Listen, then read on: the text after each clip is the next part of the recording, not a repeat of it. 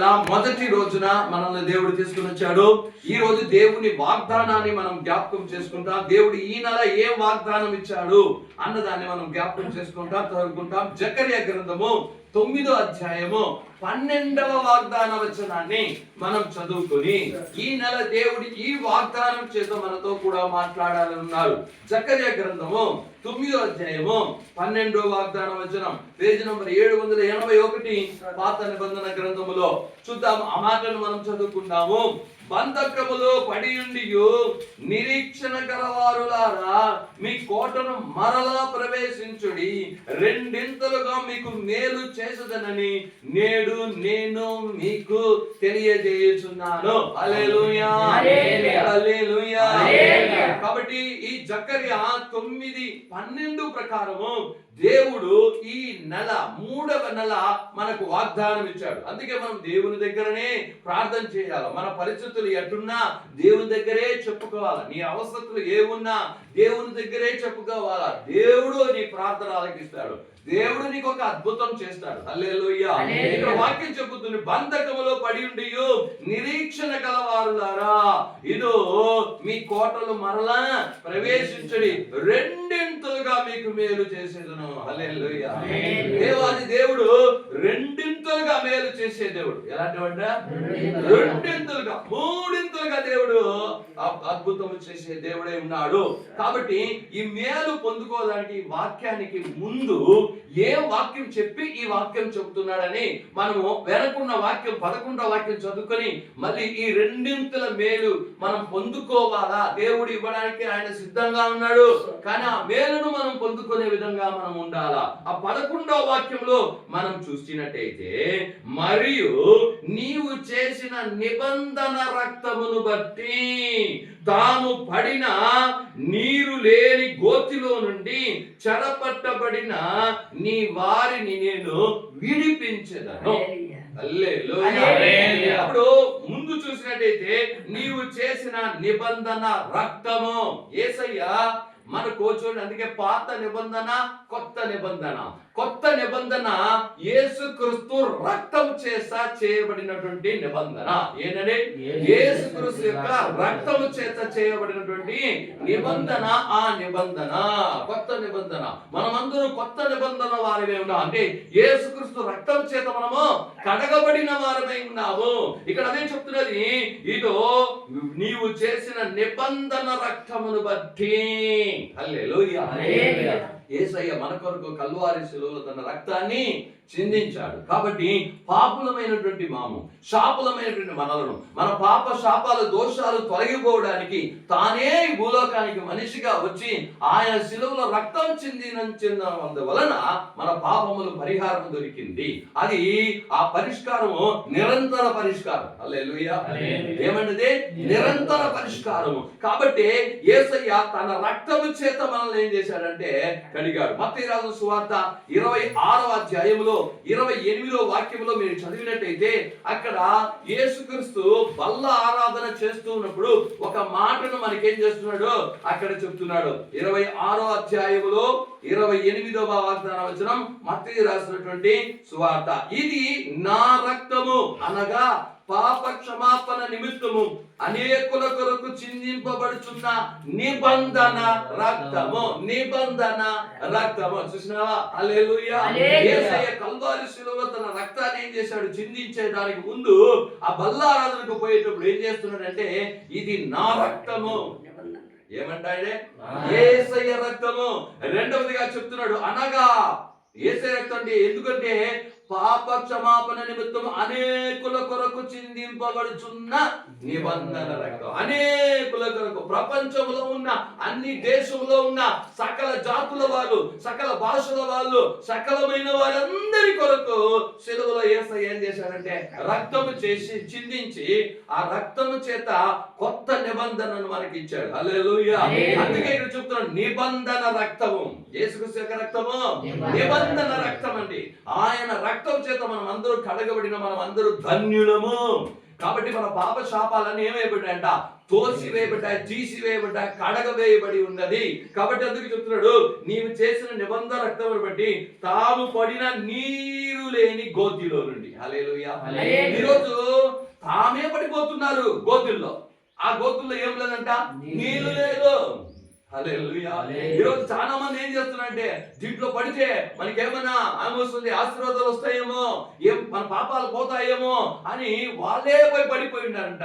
ఆ గోతులో ఏం లేదంట, నీళ్లు లేదు. ఏమంట, నీకు పరిహారం దొరకదు, జీవం దొరకదు.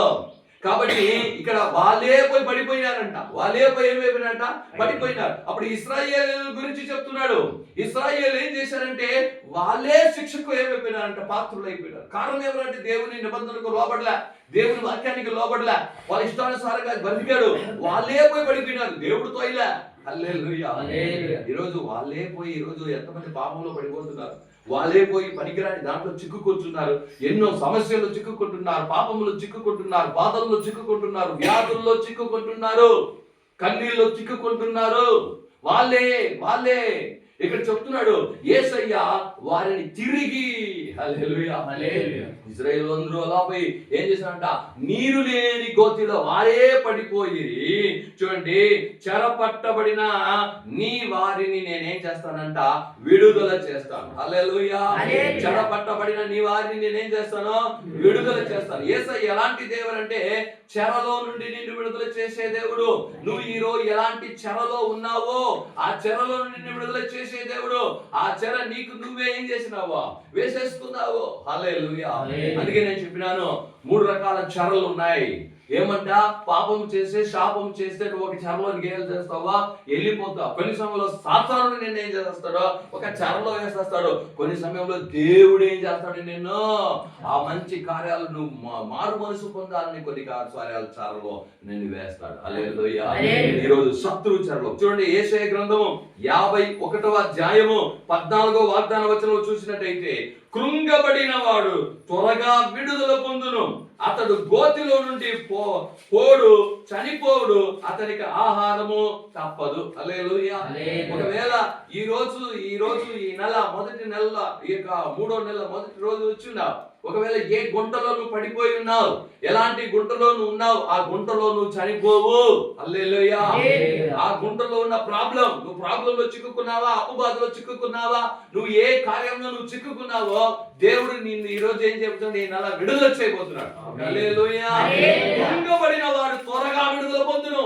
ఏ విషయంలో నువ్వు కృంగిపోయి ఉన్నావు, ఆ విషయంలో నిన్ను దేవుడు విడుదలిస్తాడు. ఒక ఆమేన్ చెప్పు. హల్లెలూయా. ఏ విషయంలో చూసి నువ్వు కృంగిపోయినావో, ఆ కృంగిపోయిన దాంట్లో నుండి నీకు ఒక విడుదలను యేసయ్య ఇస్తాడు. హల్లెలూయా.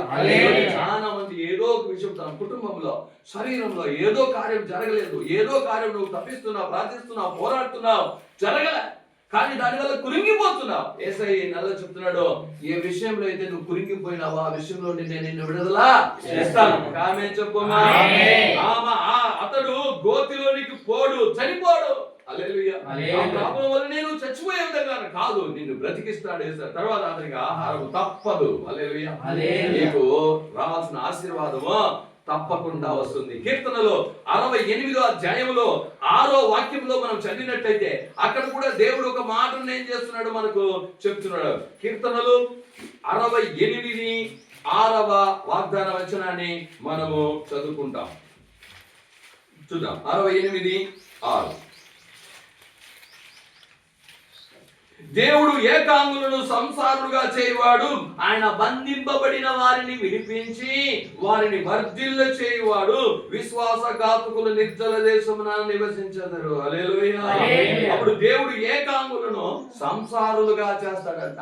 హల్లెలూయా. ఒక్కటిగా ఉన్నవారిని ఏం చేస్తాడంట, సంసారులుగా చేస్తాడంట. అది మాత్రం కాదు, ఆయన బంధింపబడిన వారిని విడిపించి వారిని వర్ధిల్ల చేస్తాడు. బంధింపబడిన వారిని విడుదల మాత్రం కాదండి, వర్ధిల్ల చేస్తాడు. హల్లెలూయా.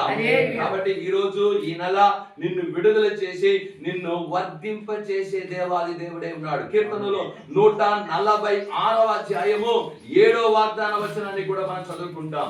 కీర్తనలో 146 7వ వాగ్దాన వచనంలో దేవుడు ఒక మాటను మనకు అక్కడ సెలవిచ్చాడు. చూద్దాం. 146 వాగ్దాన వచనం. బాధపరచుబడు వారికి ఆయన న్యాయము తీర్చును, ఆకలి కొనిన వారికి ఆహారం దయచేసి. హల్లెలూయా.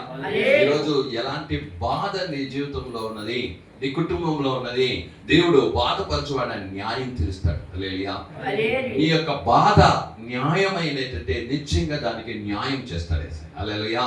ఈ నెలలో నీకేం చేస్తాడు?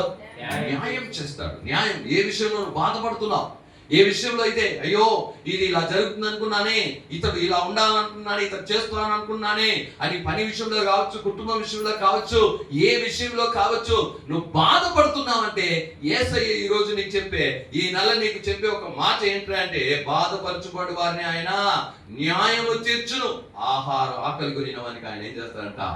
ఆహారము దయచేసే దేవుడు ఉన్నాడు. హల్లెలూయా. హల్లెలూయా. చూడండి, అప్పుడు ఈ జకర్యా గ్రంథంలో మనం చూసినట్టయితే దేవుడు చెప్పింది ఏమనంటే, బంధకములో పడి ఉండి నిరీక్షణ గలవారులారా, హల్లెలూయా, ఈ కోటను మరలా ఏం చేయండి? ప్రవేశించండి, రెండింతలుగా మీకు నేను మేలు చేసేదనని నేను మీకు తెలియజేస్తున్నాను. హల్లెలూయా. చెప్పండి, ఏం చేస్తానంటే దేవుడు? రెండింతలు. హల్లెలూయా. రెండింతలు నేను నీకేం చేస్తాను? మేలు చేస్తాను. అప్పుడు దేవుడు ఎలాంటి దేవుడు అంటే, మేలు చేసే దేవుడు. మన దేవుడు ఎలాంటి దేవుడు అండి? ఆ మేలు ఎలా చేస్తాడంట? రెండింతలు మేలు. ఎట్లా? యేషయ్య 61వ అధ్యాయము 7వ వాగ్దాన వచనాన్ని మనం చదువుకుంటాము. యేషయ్య 61:7. మీ అవమానములకు ప్రతిగా రెట్టింపు ఘనత నొందుదురు, నిందకు ప్రతిగా తాము పొందిన భాగమును అనుభవించి వారు సంతోషించుదురు, వారు తమ దేశంలో రెట్టింపు భాగమునకు కర్తలగుదురు, నిత్యానందము వారికి కలుగును. హల్లెలూయా. దేవుణ్ణి నమ్ముకొని ఆయన సముఖంలోనే ప్రార్థన చేసుకుని, ప్రభా నీ వైపే చూస్తున్నాను తండ్రి. నేను అందుకే చాలా సార్లు చెప్తూ ఉంటాను, ఆశీర్వాదము ఏదైనా రావాలంటే నీ మూలంగానే రాని. నాకు ఏం కావాలా? నాకు ఏదైనా ఒక వస్తువు ఇచ్చినా సరే, ఒక కార్యం ఇచ్చినా, ఒక పని ఇచ్చినా సరే, ఏమి ఇచ్చినా అది నీవు ఇచ్చేటట్టుగా ఉండాలి. హల్లెలూయా. నీ మూలంగా నాకు రావాలా, అది వస్తే అది ఆశీర్వాదం. హల్లెలూయా. ఆయన మూలంగా ఆయన ఇచ్చేది దేంట్లోనూ ఆశీర్వాదమే ఉంటుందండి, సంతోషం ఉంటుందండి. ఇక్కడ ఈ నెలలో దేవుడు చెప్తున్నాడు, రెట్టింపు మేలు చేస్తాను. హల్లెలూయా. చెప్పండి, ఎంతమంది విశ్వాసిస్తున్నారు? హల్లెలూయా. నాకు ఈ నెలలో ఏం చేస్తాడు దేవుడు? ఆమేన్. హల్లెలూయా. రెట్టింపు మేలు చేస్తాడు. ఎంతమందికి నమ్మకం ఉంది ఒక విశ్వాసంతో? ఆమేన్. దేవుడు ఏ మాట చెప్పినా అది నిరర్థకము కానేరదు. హల్లెలూయా. ఆమేన్. విశ్వాసంతో ఎదురు చూస్తాం, నమ్ముతాం, విశ్వసిస్తాం, ప్రార్థన చేద్దాం. ఇక్కడ చెప్పినటువంటి ఒక మాట, నీకు అవమానం వచ్చిందా, దానికి ప్రతిగా నేనేం చేస్తాను? రెట్టింపు ఘనత ఇస్తాను. ఏం చేస్తా? నీకు అదే స్థలంలో నీకేం చేస్తాను? రెట్టింపు ఘనత నీకు నేనేం చేస్తాను? తీసుకొని వస్తాను. భయపడవద్దు. ఆ తర్వాత నింద వచ్చిందా నీకు? నిందకు ప్రతిగా ఇది తాము పొందిన భాగమును అనుభవించి వారు సంతోషించదురు. నిందకు విధంగా నీకు రెట్టింపు సంతోషాన్ని నేనేం చేస్తాను? ఇస్తాను. 3వ చెప్తున్నాడు, వారు తమ దేశంలో, నువ్వు ఏ దేశంలో ఉన్నావో, ఏ స్థలంలో ఉన్నావో, ఏ ఊర్లో ఉన్నావో, అదే స్థలంలో నేను రెట్టింపు భాగమునకు కర్తలగుదురు, నిత్యానంద వారి. హల్లెలూయా. నీకేం చేస్తుందంటే రెట్టింపు భాగం అవసరం. ఒక ఆమె హల్లెలూయా. సరే, ఈ రెట్టింపు భాగము అంటే ఎవరికి ఇస్తాడు యేసయ్య అంటే, జ్యేష్ఠ పుత్రునికి రెట్టింపు ఆశీర్వాదం. ఎవరండి? జ్యేష్ఠ పుత్రుడు అంటే ఏమే? మొదటి కుమారునికి ఏముంది? రెట్టింపు ఆశీర్వాదం. వాళ్ళకి ఏం చేస్తారంటే రెట్టింపు ఏం చేస్తారా? బైబిల్ గ్రంథంలో యాకోబు యొక్క మొదటి కుమారుడు రూబేను. మనం నిన్న బైబిల్ స్టడీలో చూసాం. హల్లెలూయా. కానీ రెట్టింపు భాగం రూబేనుకు పోలేదు. ఆ తర్వాత రెట్టింపు భాగం ఎవరికి పోయింది? యోసేపుకు పోయింది. ఏమైంది? అప్పుడు యాకోబుకి 2 భార్యలు. మొదటి భార్య లేయా యొక్క కుమారుడు రూబేను, అతనికి పోవాల్సిన రెట్టింపు. కానీ రాహేలు యొక్క మొదటి కుమారుడైనటువంటి యోసేపుకు 2 భాగాలు పోయినాయి. కారణం ఏంటి? ఎందుకొరకు అంటే, ఈరోజు దేవుని జనులారా, మీరందరూ కూడా రెట్టింపు ఆశీర్వాదం పొందాలంటే మీరందరూ కూడా దేవునికి జ్యేష్ఠ పుత్రులుగా ఉండాలి. ఏమంట? మీరందరూ ఒక్కొక్కరు దేవునికి ఎలా ఉండాలంట? జ్యేష్ఠ పుత్రులుగా ఉండాలా. రెట్టింపు ఆశీర్వాదము. హల్లెలూయా. నేను అదే చెప్పినాను, సంఘం అంటే దేవుని కుటుంబం. సంఘం అంటే సంఘము అంటే దేవుని ఇల్లు. సంఘం అంటే దేవుని శరీరము. సంఘం అంటే అప్పుడు సంఘం అనే దేవుని యొక్క కుటుంబంలో నువ్వు జ్యేష్ఠ కుమారుడుగా ఉండు. రెట్టింపు ఆశీర్వాదిస్తా. అప్పుడు జ్యేష్ఠ కుమారుడు అంటే ఏంటండి? యోసేపు జ్యేష్ఠ కుమారుడుగా ఉన్నాడు అంటే ఏమంట? తన సహోదరులందరినీ ప్రేమించాడు. ఏమే? ఎస్. వాళ్ళు తప్పు చేసేను క్షమించాడు, వాళ్ళని పోషించాడు. అప్పుడు మొదటి కుమారుడు అంటే బాధ్యతలు ఉన్నాయి. ఏమే? ఆ మొదటి కుమారుడికి ఎందుకు రెట్టింపు ఆశీర్వాదం అంటే వాళ్ళ తల్లిదండ్రులను చూడాలా, వాళ్ళ ఆ తమ్ముళ్ళు అక్కలు చెల్లెళ్ళు ఎవరున్నారో వాళ్ళందరినీ కూడా ఏం చేయాలా? చూడాలా. వాళ్ళకి ఏమేమి కావాలో చేయాలా, వాళ్ళకి పెళ్లిళ్ళు చేయాలా. అన్ని ఎవరు బాధ్యత? మొదటి కుమారుడి బాధ్యత. హల్లెలూయా. అవన్నీ చేయాలా. యోసేపు చేశాడు. హల్లెలూయా. ఏం చేశాడంటే యేసు ప్రభు ఈ భూలోకానికి వచ్చినప్పుడు తండ్రికి జ్యేష్ఠ కుమారుడుగా ఉన్నాడు. హల్లెలూయా. తండ్రికి జ్యేష్ఠ కుమారుడుగా ఉన్నాడు. ఆయన ఈ లోకంలో వచ్చినప్పుడు ఆయన యోసేపుకు మరియాకు ఆయన మొదటి కుమారుడుగా ఉండి ఆ కుటుంబాన్ని మోసాడు. మీకు తెలుసా, యేసు ప్రభు యొక్క తండ్రి త్వరగా చనిపోయాడు. చనిపోయినప్పుడు ఆయన వడ్రంగి పని చేశాడు. యేసయ్య వడ్రంగి పని, తన తల్లి పనిని చేసి తన తల్లిని, తన సహోదరులను వాళ్ళందరినీ పోషించాడు. ఏం చేశాడంటే పోషించాడు.